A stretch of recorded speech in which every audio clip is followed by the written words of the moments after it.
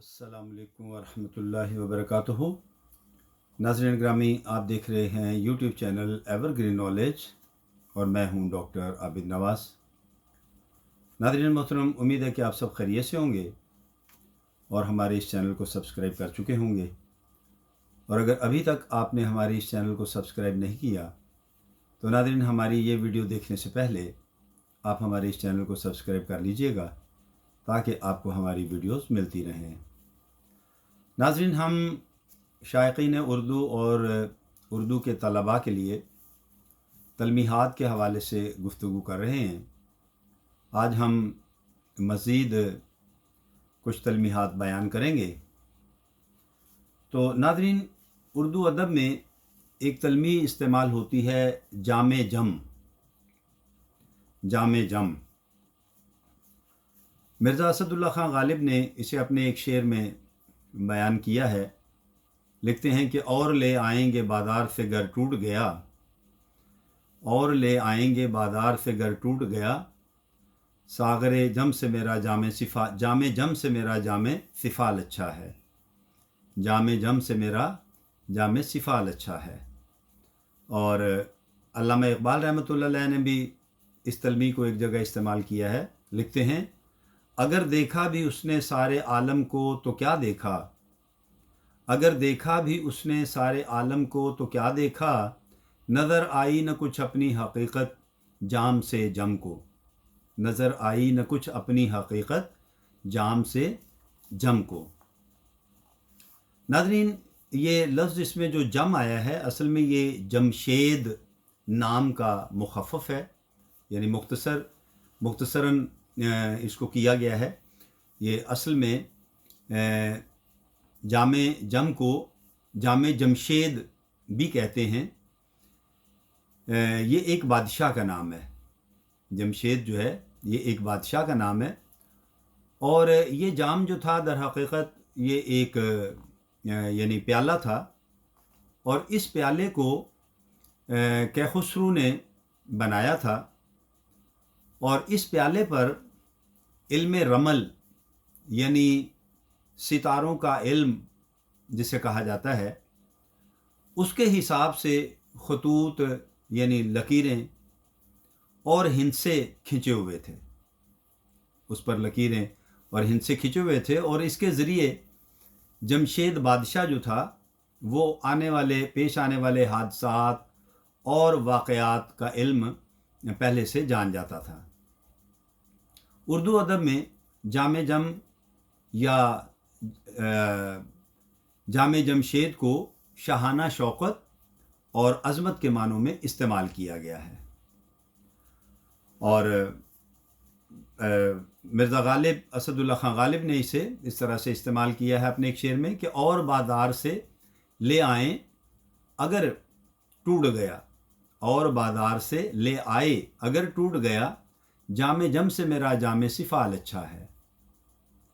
और अल्लामा इकबाल रहमतुल्लाह अलैह एक और जगह इसी तलमी को इस तरह से इस्तेमाल करते हैं कि जहाँ बीनी मेरी फ़ितरत है लेकिन, जहाँ बीनी मेरी फ़ितरत है लेकिन, किसी जमशेद का सागर नहीं मैं, किसी जमशेद का सागर नहीं मैं। तो नाज़रीन, ये मुख्तलिफ़ अशार में इस तलमी को इस्तेमाल किया गया है।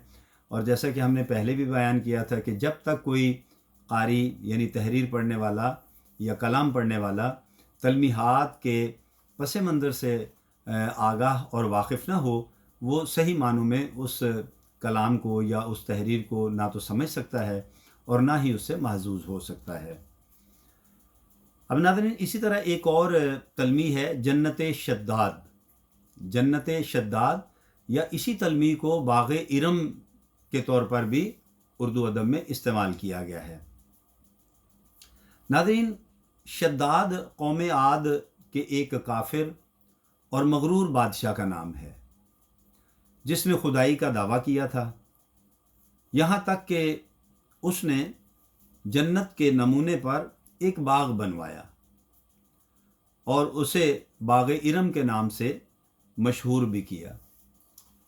क्योंकि नाज़रीन, वो अपने वक्त के लोगों को माज़अल्लाह उसने खुदाई का दावा भी किया था और अपने वक्त के लोगों को لوگوں سے کہتا تھا کہ دیکھو میں نے جنت اور دوزخ بھی بنا رکھی ہے، جو میرا ساتھ دے گا میں اسے جنت دوں گا، اور جو ساتھ نہیں دے گا اسے میں دوزخ میں پھینکوں گا۔ تو یہ باغ جو اس نے بنایا ناظرین، یہ تقریباً 25 میل کی وسعت میں پھیلا ہوا تھا، یعنی 25 میل اس کی جو ہے وہ چوڑائی تھی، اور اپنی خوبصورتی اور دلکشی کے لیے پوری دنیا میں مشہور تھا۔ اور یہ باغ طرح طرح کے پھلدار درختوں، فواروں، نہروں اور عالیشان محلات سے آراستہ تھا، یعنی اس نے اپنی طرف سے گویا کہ زمین پر ہی ایک جنت کا نمونہ جو ہے وہ قائم کیا تھا۔